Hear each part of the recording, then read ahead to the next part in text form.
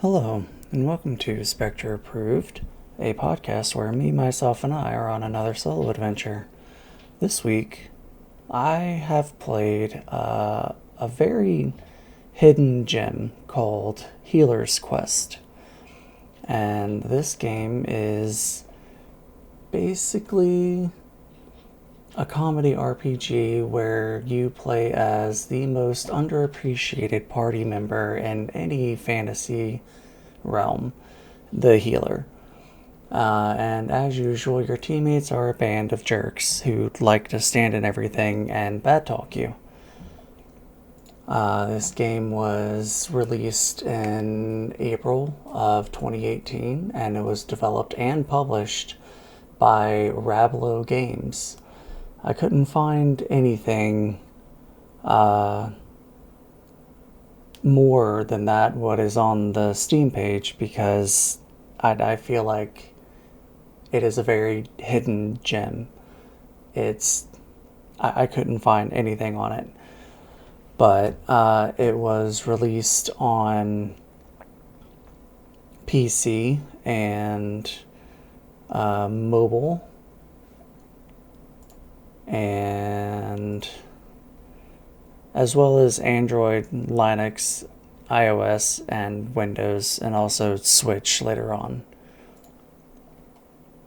I originally picked up this game because as a healer main in almost any game that I play, because I'm a masochist, I enjoy the concept of being the healer in a party.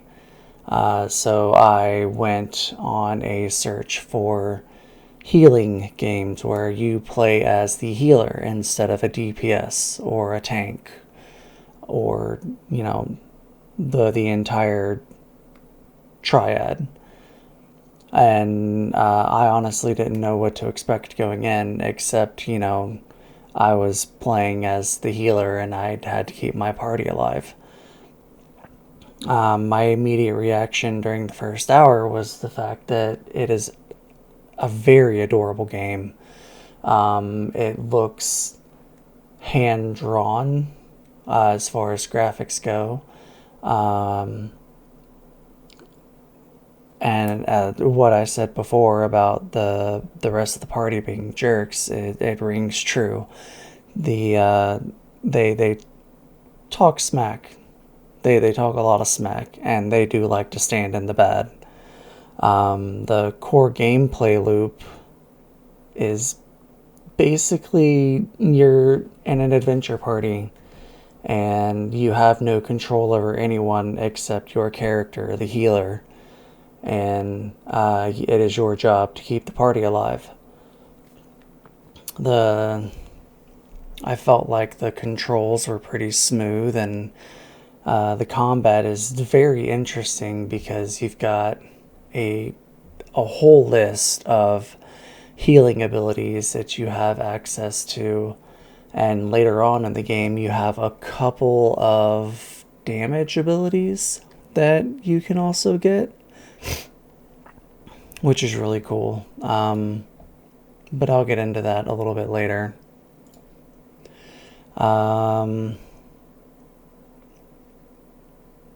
Throughout my time playing this, I didn't really notice any bugs or anything, so that's good for a very, very small indie game. And I feel like, as a whole, my time was respected. I feel like, I feel like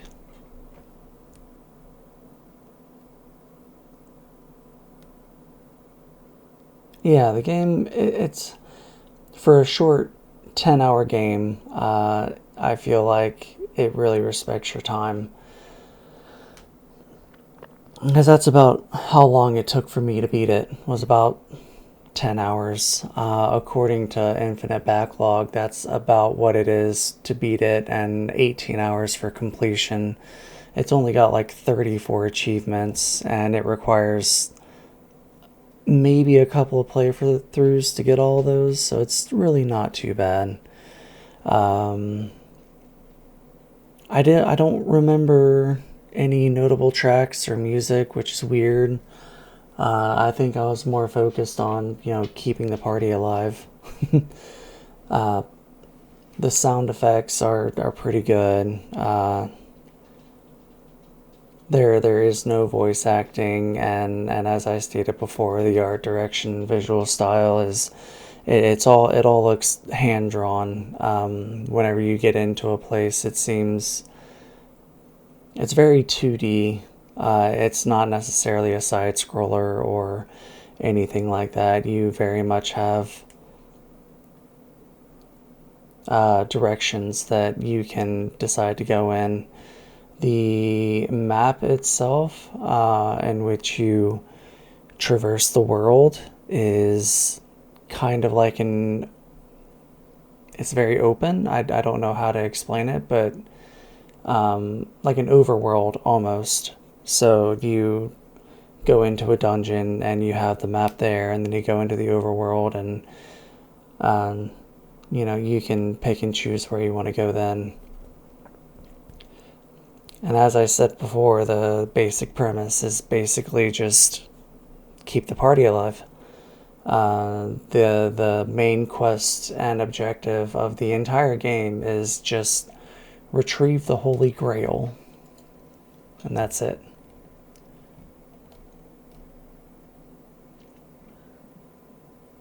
Yeah, just go get this fancy magic cup. There's no deep world building, there's no nuance, it's just point A to point B, and that's it.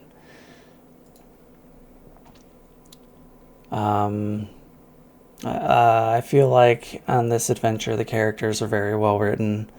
Their assholiness really comes through, and it's very comical because the band that you run with really are just a bunch of idiots. You have a knight who is your main tank, whose name is Tanky. You have a barbarian. I don't remember what his name is. You have a black mage who is your spellcaster, whose name is Murky. He's the emo one. And then you have a rogue, and I don't remember what his name is. But it's a merry band of misfits.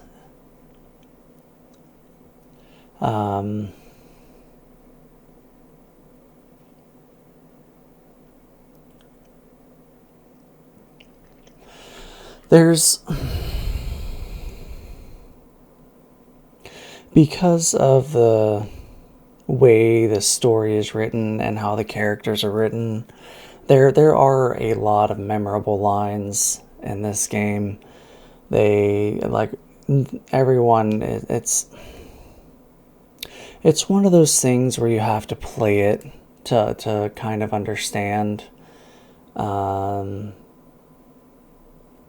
can't really say if there's any emotional impacts in this game because it's a comedy RPG. It's not meant to be serious. It's not meant to be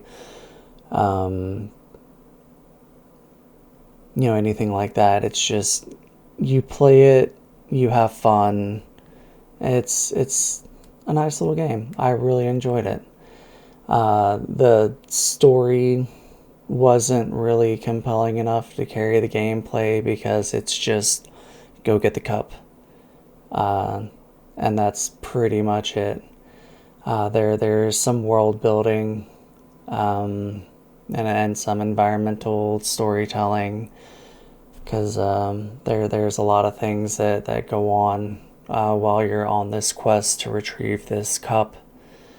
And I've replayed it a couple times because I feel like it has a lot of replayability, just in how fun it is and how short it is. And as I said before, I'm a healer main, and sometimes when I don't feel like playing an MMO or, something with other people, it's nice to just sit back and, relax with something that's you don't have to take seriously. Uh, there, as far as endings go,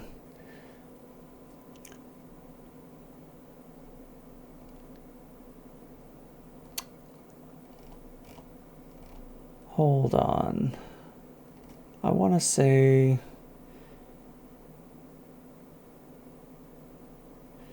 Yeah,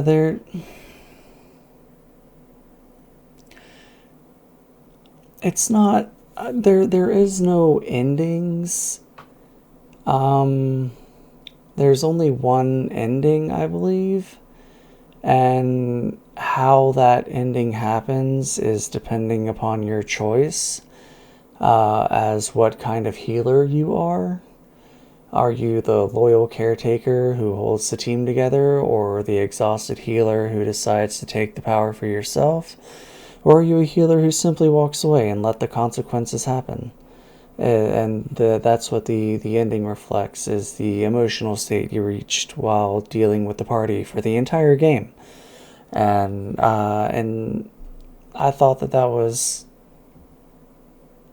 you know, a really good way to end the story. Um,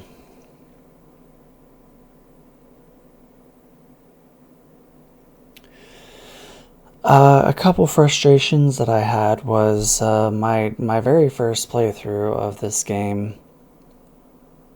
I got frustrated because I didn't know what I was walking into. I just knew it was a healing game. I didn't have any idea how to play the game. I just hit start and started playing. I didn't look up anything about it.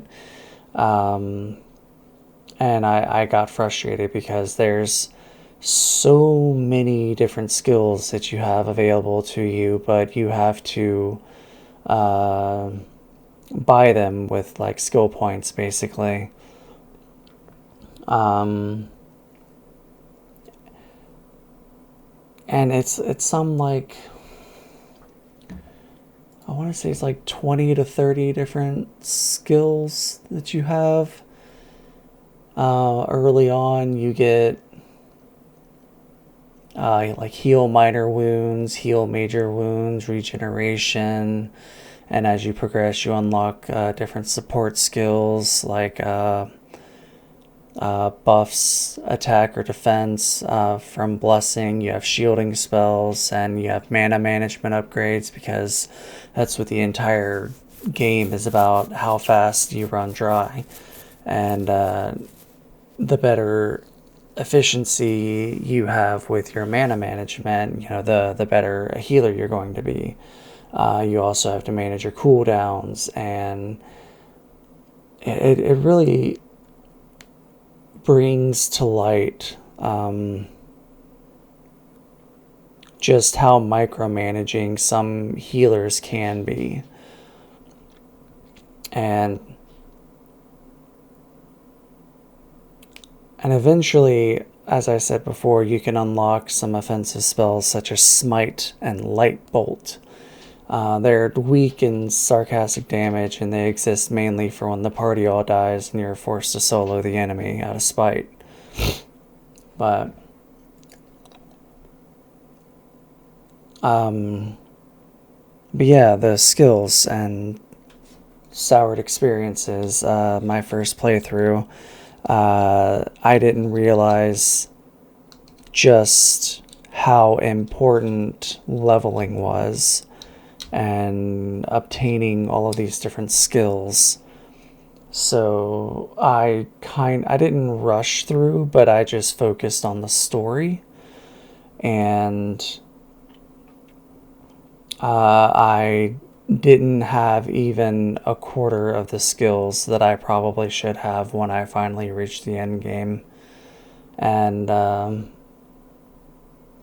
it was rough going into the end game, so I had to backtrack and do a bunch of grinding just to kind of level myself up.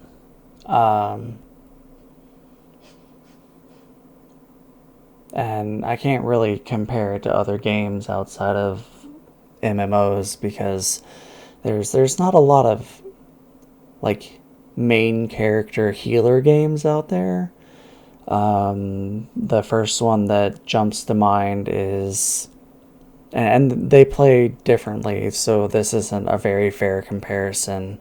Where Healer's Quest is a turn-based RPG, Dragon Age is an action RPG.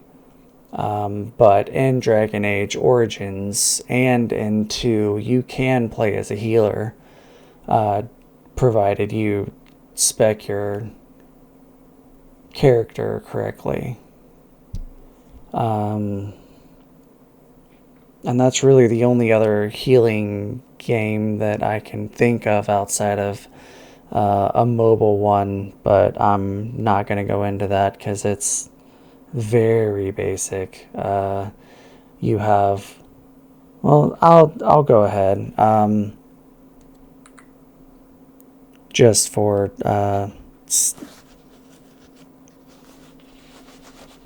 podcast sake, the game I'm talking about is called Healing Simulator. You can buy it on the Android marketplace. I don't know if it's on iOS or anything like that, but I don't know if I said buy it, but it's a free to download game. Basically, you've got it's a very basic game. You have 4 abilities: a small heal, a big heal, a regen, and a raise. And it is your job to keep the party alive as a healer. And there are different quote-unquote dungeons that you go through, and you immediately go to the big boss. And it's a very basic game because it's just you with your healing abilities and then a list of your party members and then a boss HP bar, and it is your job as the healer to keep your party alive while also managing your MP. And as you get deeper into the dungeon floors, the more difficult the bosses are and the higher damage that they do. And that's pretty much it. It's very basic, but it's a fun little time waster if you're sitting around waiting at the doctor's office or something. But back to Healer's Quest. I definitely am going to give this a fun rating for what it is. Not a lot of people probably would for the reasons I am. It's because, as I said before, I'm a healer main. It's what I choose to do in MMOs because it's masochism. I don't know. But I definitely would give this a fun, and if you are interested in healing or have experienced the healing role in an MMO and you enjoyed it, I feel like you should play this game. Pick it up. It's really cheap. It's $15 US on Steam. And yeah.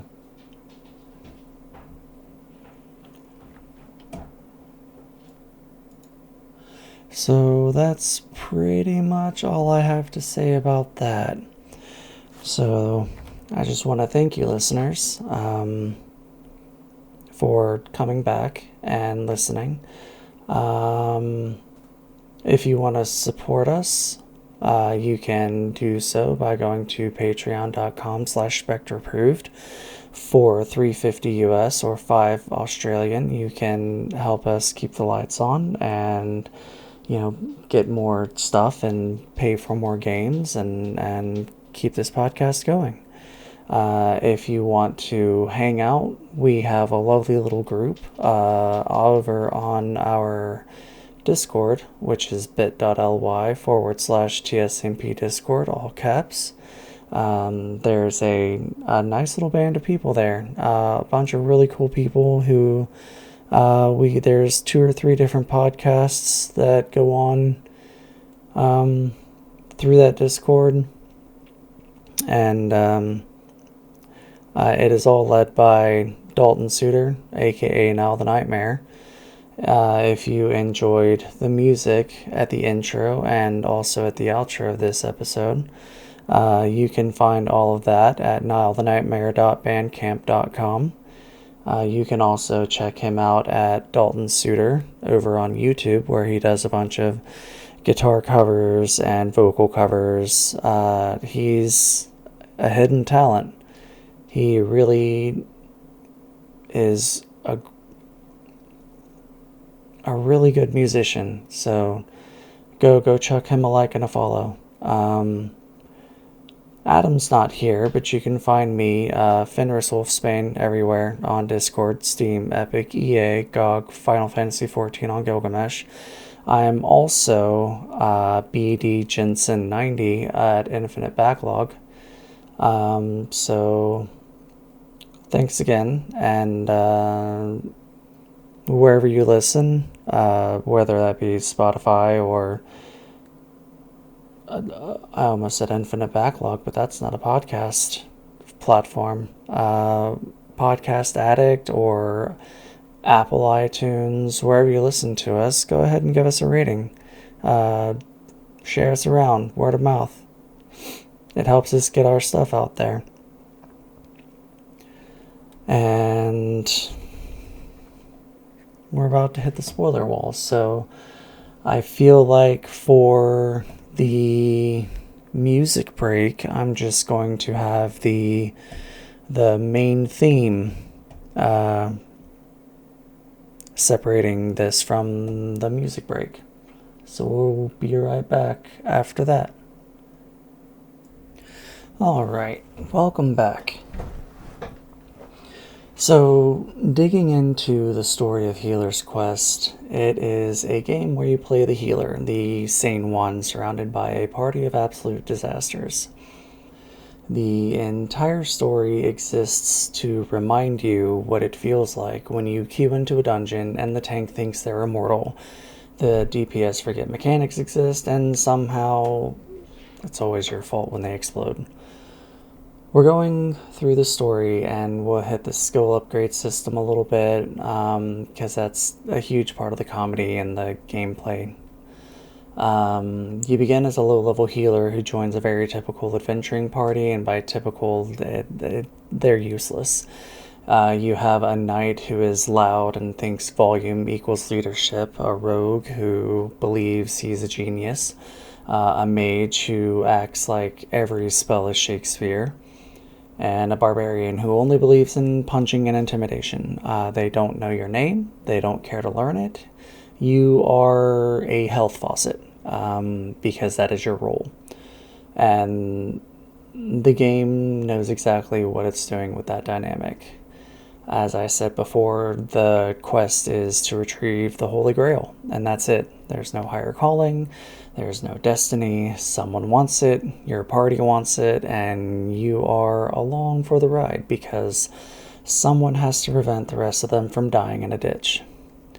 The overworld is full of forests, caves, swamps, classic fantasy stuff, and the major focus here is just exploration and leveling.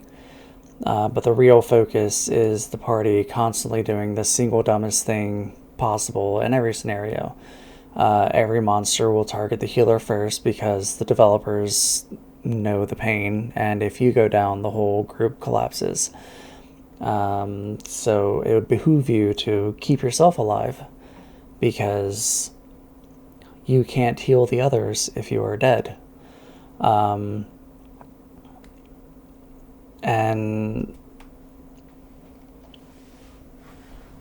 the game gives you a skill tree focused on healing, support, and on a little offense. And the progression is slow and deliberate, and mana resources or mana management is everything. Early on, as I said before, you get simple spells like minor or heal minor wounds, which is a cheap heal. It's your bread and butter, and you'll spam this for the rest of the game.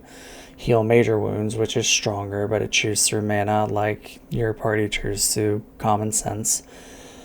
You have a regen, which is a heal over time that lets you stop panic spamming for a half second so you can focus on someone else. And as you progress, you unlock support skills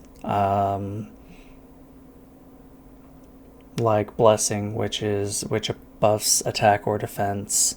The shielding spells I mentioned before that try to prevent damage instead of forcing you to pick up the pieces. Keyword try.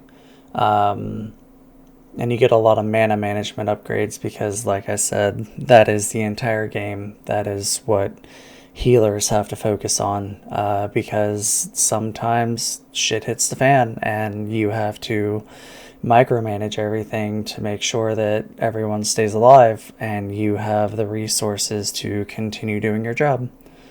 Eventually you do get better efficiency and lower cooldowns or an increased mana pool, and the mana management upgrades are the most valuable thing in the game. And again, eventually, as I said before, you will unlock some actual offensive spells such as Smite and Lightning Bolt. And yeah, they're only there for, in case the entire party goes down and you choose to solo whatever it is you're fighting. And yeah, you can solo the rest of the boss because it does happen and it's funny. The game pushes a core truth, which is that the healer's job is resource management and emotional patience. Your skill upgrades reflect whether you choose to enable the party, carry the party, or abandon hope and embrace self-defense. And when you finally reach the Grail, you learn that it has some serious magical power and serious consequences, and your party wants it for the status, and you're the only one thinking about what happens after. Shocking. Your relationship with the team changes based on how much effort you put into keeping them alive, which is a really cool mechanic. You heal them well and they bond with you. You let them die occasionally and they start building resentment. The game doesn't hide it and it weaponizes it to its fullest capacity. There is a villain who is pursuing the Grail too, and their motive is basically, none of you idiots can be trusted with this, and honestly, I don't think they're wrong. You fight them multiple times, and your party continues to act like toddlers, and you keep everyone alive because if you don't, no one will. As I said before, there is an endgame choice, and that happens once the Grail is in your hands. So the game asks the real question is, what kind of healer are you? And as I said before, are you the loyal caretaker or the exhausted healer who decides to take the power for yourself, or are you the healer who simply walks away and lets the consequences happen? And that ending reflects on the emotional state you've reached while dealing with the party for the entire game. What I got out of this game is that getting to endgame is about the Grail, but not really.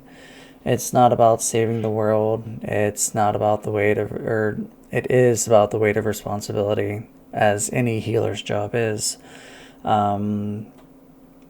It's about the mental gymnastics required to keep reckless people alive, and the absurdity of being the one who holds the party together while never getting credit for it. It's not a power fantasy, it's a therapy session disguised as a joke. So, if you've ever mained healer, this game will not just make you laugh. It will make you feel seen, and possibly mildly triggered, but mostly seen. And that's Healer Quest. Sorry, Healer's Quest. It's a comedy, it's a bit of suffering, but it's a lot of truth. So, once again, and that's it. That's the game. It's short. It's sweet. It's chaos. But yeah, that's it. So, thank you guys for coming back and listening. We really appreciate it. Have a good one. And come back for our next episode. I'm Fenris. It was lovely having you.